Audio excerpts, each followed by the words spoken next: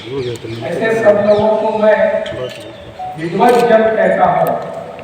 एक दृष्टि से यह सीनेट नहीं है, यह विद्वत सभा है। आपके उपस्थिति के कारण यह विद्वत सभा बन गई है। इसलिए आपके सामने कुछ विषय रखते समय विचार करने की आवश्यकता है। कुछ भी मन में आया और मैं यहाँ बोलकर गया और आपने तालियां बजाई और मैं यहाँ चला गया वाले लोग हैं।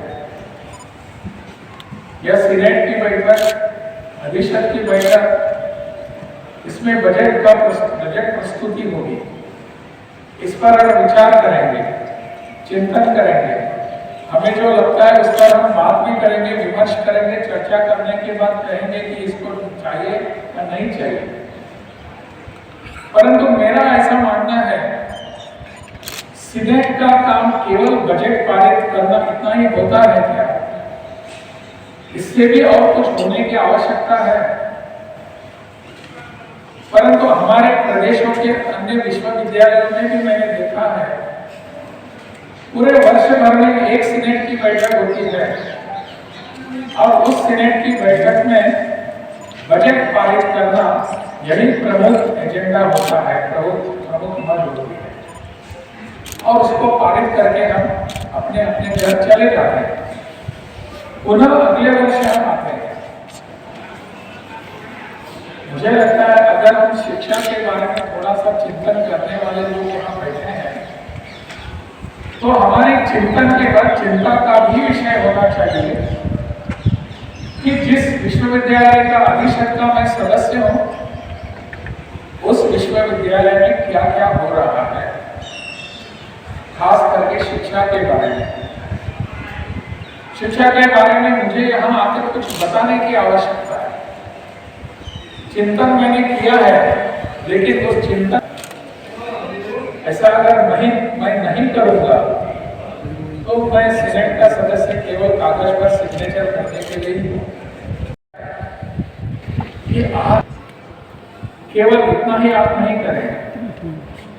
इसलिए मेरा आग्रह रहेगा यहाँ के कुलपति और अधिकारियों से और खास करके आप सभी से कि केवल शिक्षा के विषयों पर चर्चा करने के लिए, विमर्श करने के लिए, मंथन करने के लिए अधिशत की सीनेट की अलग सी बैठक हो। केवल शिक्षा के विषयों पर हम चर्चा करेंगे। जो दायित्व हमको मिला है और दायित्व है कि शिक्षा के बारे में हमें कुछ करना चाहिए। इसके लिए कभी न कभी इसकी एक बैठक होने की आवश्यकता है। हम जरूर करेंगे। मुझसे और कभी मैं आऊंगा उसमें, केवल आपकी बैठक में मुझे भी थोड़ी सी रुचि है शिक्षा इस विषय में। और मुझे लगता है अपने संस्कृत विश्वविद्यालय का कामकाज ठीक होना चाहिए, यहाँ का अध्यापन ठीक होना चाहिए और यहाँ का अध्ययन भी ठीक होना चाहिए। बहुत सारी बातें इस अध्यापन और अध्ययन के बारे में यहाँ मुझे सुनने को मिलती है। राज्यपाल बनने के बाद 1 महीना बीत चुका, परंतु यहाँ की और बाकी सब विश्वविद्यालयों की और शिक्षा के विषयों के बारे में तकरार या ऐसे कुछ कंप्लेंट्स आने कम नहीं हुए। बहुत सारी बातों का मैंने अभ्यास करने का प्रयास भी किया, इसकी बुनियाद में जाकर देखने का प्रयास किया, इसमें तथ्य क्या है। क्या किसी ने ऐसे ही आकर मन में आकर कुछ मुझे कंप्लेंट लिखकर भेज दी है? मुझे बहुत सारे ईमेल आते हैं, मैं उस पर भी ज्यादा थोड़ा एक्टिव रहता हूँ। ट्वीट्स आते हैं, फेसबुक पर देखता हूँ, कागज से पोस्ट से भी मुझे तकरारें आती हैं, सब मैं पढ़ लेता हूँ। अनेक विश्वविद्यालयों के बारे में सबके साथ, लेकिन इस पर अगर मैंने ध्यान नहीं दिया तो मैं उस कागज को ऐसे बाजू में रख सकता हूँ। दखल देनी चाहिए मैंने, दूसरों ने, ये मेरा दायित्व है, मेरा कर्तव्य है। अगर मैं इसका कुलाधिपति हूँ इस विश्वविद्यालय का, तो मेरा प्रथम कर्तव्य बनता है इस विश्वविद्यालय का कामकाज ठीक हो। ये मेरा दायित्व है, मेरी जिम्मेदारी है। इसलिए मैं यहाँ सब विश्वविद्यालय में जा रहा हूँ और यहाँ भी इसी विषय को लेकर मैं यहाँ आया हूँ। हमको सभी विद्वज्जन है, मैंने कहा जैसे, और इसलिए यहाँ की शिक्षा के बारे में हम चिंतन करने वाले हैं। यहाँ अनेक विषय आते हैं। मैं पूछ रहा था कि यह संस्कृत विश्वविद्यालय है, यहाँ के सभी विषय क्या संस्कृत में पढ़ाए जाते हैं? इसका अध्यापन संस्कृत में होता है? कुछ मात्रा में हाँ ऐसा मिला, और हमको इस दिशा में विचार करने की आवश्यकता है। इसी परिसर में और एक विश्वविद्यालय है, दोनों के बीच में स्पर्धा तो है नहीं, परंतु एक दूसरे के प्रतिस्पर्धी भी नहीं है। अपने अपने विषय लेकर हमको आगे जाने की आवश्यकता है। संस्कृत को इस प्रदेश में हम किस तरह का यहाँ सपोर्ट दे सकते हैं, समर्थन देकर उसको ऊपर कैसे ला सकते हैं? इसलिए मुझे लगता है इस विषय पर फिर एक बार हम सबको बैठने की जरूरत है। क्या हो रहा है इस विषय में? अध्यापकों की नियुक्ति कैसी हो रही है? अध्यापक समय पर अपने कामकाज के लिए जाते हैं या नहीं? अनेक महाविद्यालय इससे संलग्न है। उन महाविद्यालयों के अध्यापक क्या कर रहे हैं? विद्यार्थी वहां जाते हैं या नहीं? परीक्षा देने के लिए 75% उपस्थिति आवश्यक है। क्या वो 75% उपस्थिति वास्तव में होती है? मुझे लगता है इस पर ध्यान देने की आवश्यकता है। विधान विश्वविद्यालय का पूरा परिसर शिक्षा के लिए, और शिक्षा के बारे में अगर हम इसको दुर्लक्षित करते रहेंगे, इस जैसा पाप नहीं होगा। शिक्षा हमारी है, अगर इसको हम दुर्लक्षित करते रहेंगे तो हम यहाँ बैठने के योग्य नहीं है, ऐसा मुझे लगता है। इसलिए इस विश्वविद्यालय में जो भी घट रहा है, हो रहा है, इसके ऊपर ध्यान देने की आवश्यकता है। इसका एडमिनिस्ट्रेशन जो है, प्रशासन है यहाँ का, वो प्रशासन चुस्त होने की आवश्यकता है। प्रशासन का मतलब मैं मुझे जब चाहिए उस समय में मेरे कार्यालय में आऊंगा, वहां पर रजिस्टर रखा होगा, उस पर हस्ताक्षर करके मैं चला जाऊंगा। ऐसा नहीं हो सकता। मैं कुलपति और कुल सचिव और प्रति कुलपति से पूछना चाहूंगा, क्या यहाँ बायोमेट्रिक है? हाँ, उसको क्यों हटाया गया पता नहीं। हो सकता है कोविड का कारण। अभी हमारे पास बहुत सारे कारण होते हैं, उसके लिए कोविड एक अच्छा कारण मिलता है हमेशा बहाने के रूप में। कुछ भी बात है, कोविड के समय ऐसा हुआ था। मैं बहुत यहाँ की बात नहीं की, लेकिन कोविड के बाद भी हम यहाँ बिना मास्क बैठे हैं, सब कुछ आते हैं, तो उसको पुनः इस पर लागू करने की आवश्यकता है। बायोमेट्रिक हमारे यहाँ के आने वाले सभी अधिकारियों को जरूरत है, कुलपति से लेकर वहां से चपरासी होता है उसको तक, और अपने हर विद्यार्थी को भी कैसे पता चलता है? मेरे पास जो तकरार आते हैं, वहां अध्यापक आते हैं और बाद में कहाँ दिखाई देते क्लास में। सभी अध्यापकों के बारे में नहीं कहता, कुछ अच्छे मन से यहाँ आकर लगन से अपने यहाँ अपना काम करते होंगे, परंतु बहुत सारे ऐसे हैं कार्यालय में काम करने वाले, अनेक लोग ऐसे हैं जो आते हैं यहाँ, परंतु अन्य कामकाज उनके बहुत सारे होते हैं। विश्वविद्यालय के परिसर में ही वो और कुछ करते रहते हैं। आज सुबह में जल्दी इसलिए आया था कि हमारे कुलपति से कुछ बातें करें, और उनसे मैंने मेरे मन की बात कही। आज प्रधानमंत्री जी के मन की बात का कार्यक्रम है क्या?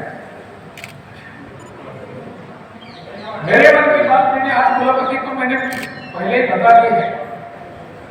कि विश्वविद्यालय में क्या क्या हो रहा है, तकरार कहाँ आ रही है वगैरह, परंतु इसको सुधारने के लिए केवल कुलपति जिम्मेदार नहीं है, हम सब इसके दायित्ववान हैं, हम इसका कर्तव्य करना है, हम इसके लिए मुझे लगता है जरूरी है हमको कुछ करना है, कुछ नहीं करेंगे,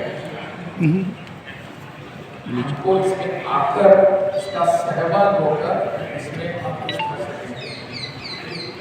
अन्यथा बाहर से देखने के लिए, बातें करने के लिए और उंगलियां उठाने के लिए बहुत सरल साधन हैं, वो कर भी सकते हैं। पेंशनरों के यहाँ दिक्कतें होती हैं, क्यों होती है? पेंशन उनको क्यों नहीं मिलता समय पर? जो रिटायर्ड हो चुके हैं, निवृत्त हो चुके हैं, उनको समय पर पेंशन क्यों नहीं मिलता? क्या दिक्कत है? यही पर विषय है, ऐसा नहीं। प्रदेश के सभी विश्वविद्यालयों में यही दिक्कत है। हम सबको पता होता है कि अमुक एक फलाना जो कार्य करने वाला अधिकारी जो है, पदाधिकारी है, इस दिन को निवृत्त होने वाला है, हम सब जानते हैं ना, जानते हैं ना, आप कब निवृत्त होंगे आपको पता है, सब निवृत्त कब होंगे आपको पता है। जिस दिन निवृत्त होने वाले 31 मार्च को अगर निवृत्त होने वाले हैं हम, तो फरवरी के अंत में हमारे सब पेपर्स तैयार होने चाहिए। क्यों नहीं हो पाते? क्या दिक्कतें आती हैं?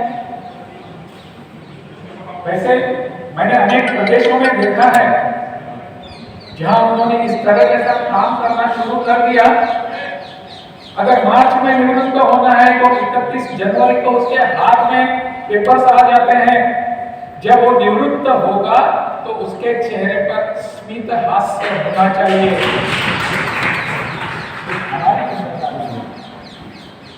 अगर वो दुर्मुख होकर जाएगा, हम कैसे आगे जा सकते हैं? इसके लिए प्रयास करने की आवश्यकता है। जिस दिन निवृत्त होता है उसके 1 महीने पहले कम से कम उसके हाथ में पेपर्स होने चाहिए, सब पेपर्स निवृत्ति के, पेंशन के। और जब निवृत्त होने के दूसरे दिन से उसका पेंशन शुरू होना चाहिए। उन्होंने भी इस विश्वविद्यालय के बड़प्पन के लिए, उसके विकास के लिए कुछ योगदान दिया है, इसको हमको भूलने की आवश्यकता नहीं। मुझे लगता है कि इस दिशा में भी विचार करने की आवश्यकता है। हमारे विश्वविद्यालय इसीलिए हैं कि समाज का जो भी चल रहा है, गलत चल रहा है, उसको सुधारने की जिम्मेदारी हमारी है। आने वाले बच्चों को, कल के बच्चे जो है, अपनी आने वाली पीढ़ी है, तुम सबका दायित्व हम पर है, उन बच्चों पर नहीं है। बच्चे अगर कल चौराहे पर वहां खड़े होकर कुछ वर्षों के बाद हमको कोसने लगेंगे तो उनका दोष नहीं है। बच्चे कहेंगे, आने वाली पीढ़ी कहेंगे हमको, क्या कहेगी? कि आपने कुछ नहीं किया हमारे लिए। आप जब यहाँ सीनेट चला रहे थे, आप यहाँ विश्वविद्यालय चला रहे थे, तो आपकी जिम्मेदारी थी, आपका कर्तव्य था हमारे लिए कुछ करने का। आपने कुछ किया नहीं। हमारे बच्चे कल हमको पूछते रहेंगे, दोष देते रहेंगे। मुझे लगता है इस पर हमको चिंतन करने की जरूरत है। हमको चिंतन करने की जरूरत कि हमारे बच्चे बाहर क्यों जाते हैं प्रदेश से, वहां शिक्षा लेने के लिए क्यों जाते हैं। इतनी बड़ी विरासत है, इतनी बड़ी धरोहर है, संस्कृति की है। मुझे जो लिखित भाषण दिया गया है, मैंने वहां रखा है, मैंने पढ़ा भी नहीं है। शुरू के और कुछ मैंने पढ़े हैं, उसमें अपने पूरे बिहार का इतिहास बताया गया है। गौरवान्वित होना चाहिए हम सबको। लेकिन क्या वही पूंजी हमारे लिए काफी है आगे बढ़ने के लिए? उस विषय का हम पुनः पुनः जागरण करते रहेंगे, पुनः पुनः पठन करते रहेंगे, और हम यहाँ आकर कुछ शांत रूप से बैठे रहेंगे, नहीं चलेगा।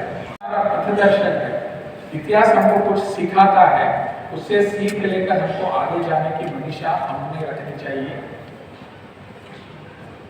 इतिहास हमको ये बताता है कि आने वाली पीढ़ी को ये इतिहास आप बताइए, इसके आधार पर उसका भविष्य बनाइए।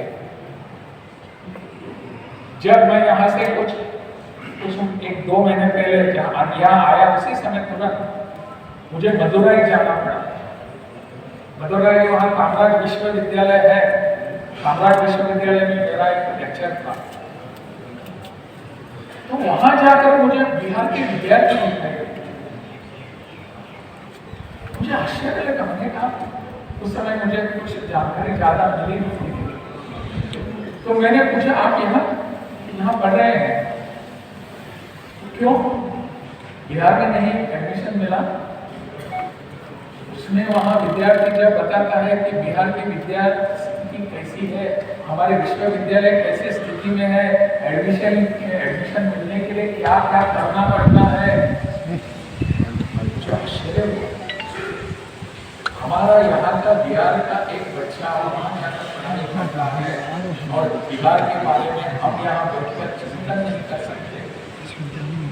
इस विषय पर हमको चिंता करने की आवश्यकता है कि मेरा आने वाला एक भी बच्चा यहाँ इस प्रदेश का बाहर नहीं जाएगा, उसको पूरी तरह शिक्षा यहाँ ही मिलनी चाहिए।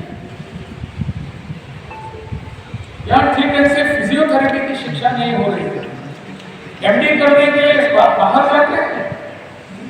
हम 13 करोड़ की आबादी जनसंख्या वाले प्रदेश हैं हम, और बहुत ही गर्व करते हैं इस आबादी पर, इस जनसंख्या पर, और हमारे टैलेंट, हमारे कुशलता, हमारे कौशल्य, इस पर हम सबको गर्व है। परंतु बाहर जाकर जब देखते हैं तो बोल रहे बिहार से लोग यहाँ, यह कहने के लिए ठीक है बिहार के लोग बाहर जाकर बोझ नहीं है किसी को, ये यमक करने के लिए ठीक है, बोझ नहीं है, हम तो बोझ उठाने वाले हैं। उनको थोड़ी शर्म आनी चाहिए। हमारे बच्चे वहां जाकर बोझ उठाएंगे,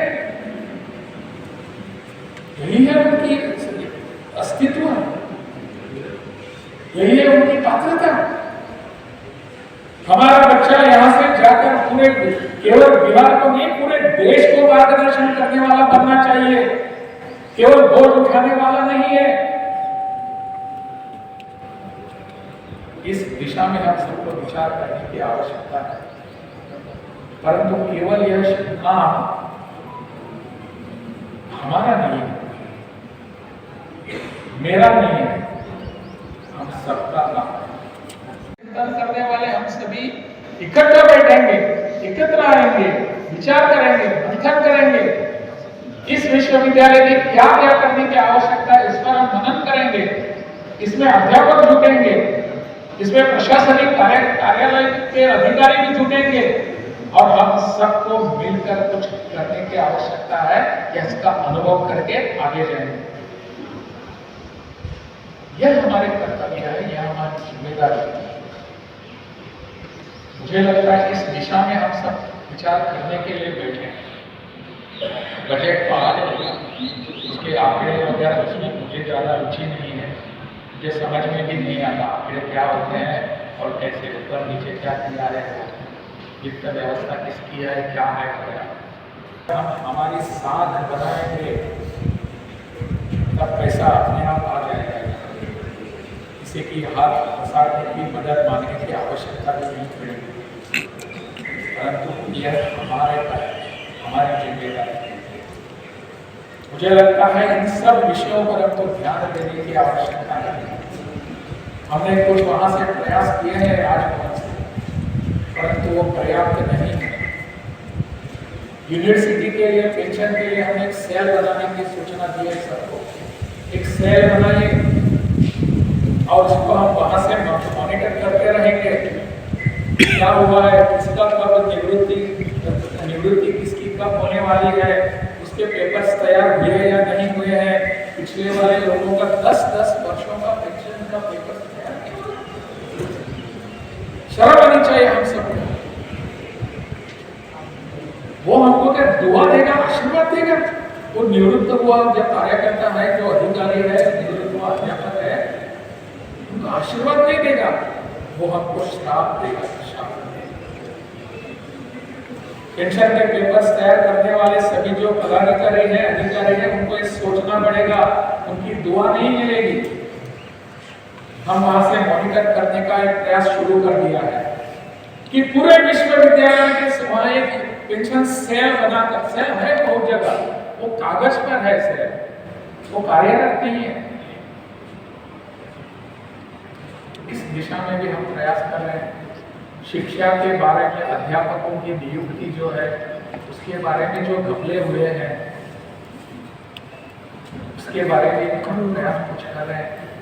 अनेक शिक्षाविद जो है, उनसे मैं मिला, उनसे चर्चा की, क्या हमको करना यहाँ आवश्यक है, क्या जरूरी है इस विश्वविद्यालय के लिए, उस अपने प्रदेश के बाकी के विश्वविद्यालयों के लिए।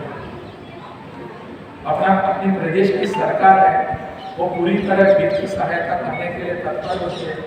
मेरी उनसे बात भी हो चुकी है, वो कहते हैं कि हम देते हैं, उन्होंने मुझे दिखाया है, उनसे भी हमको सहयोग मिल रहा है सर। तो यहाँ की सरकार है, यहाँ का अपना राजभवन है, यहाँ के आप विश्वविद्यालय के अधिकारी हैं, पदाधिकारी हैं, आप जैसे विद्वजन हैं, हम सब मिलकर यहाँ का शिक्षा का वातावरण एक अलग सा बनाएंगे, साथ में जाएंगे और अलग वातावरण निर्माण करके बिहार के आने वाले बच्चों का हम उनकी दुआ लेंगे। बच्चों को उनको भी लगना चाहिए, वो दुआ दे या न दे, लेकिन उनका भविष्य करने का दायित्व मेरा है, आप सबको चलना है। मुझे लगता है विद्वजन ये जो सभा आप बैठे हैं, इस दिशा में जरूर विचार करें, इस दिशा में आगे बढ़ने का सबका प्रयास होना चाहिए। जैसे कि मैंने सूचना की कि आने वाले समय में फिर एक बार बजट का जो भी है वो हो जाएगा, परंतु केवल अपने शिक्षा संबंधित विषय जो है, इन सब विषयों को लेकर आगे बढ़ते हैं। हमारी परंपरा बहुत समृद्ध है, हमारा इतिहास बहुत गौरवशाली है, लेकिन हमारा वर्तमान क्या होगा ऊपर निर्भर होता है, और वर्तमान के साथ साथ भविष्य भी क्या होगा वो ऊपर निर्भर होता है।